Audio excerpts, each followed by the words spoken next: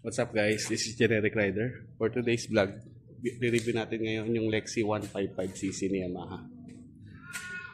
Bagong labas lang to.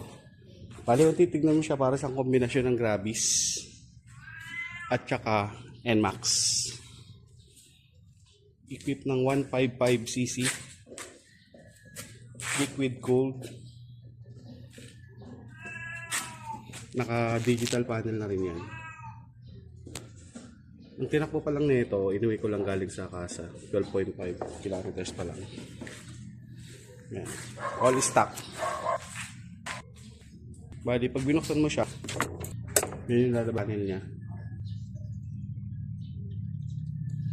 Super tahimik na ito pag i-start mo. Kaya lang napansin ko sa kanya guys, ito later, medyo ma-vibrate. Yan, medyo ma-vibrate siya oh. Yung nakita kong issue sa kanya. Pag gumaga pa, hindi ko pa natatanggalan ng plastic. Naka halogen light.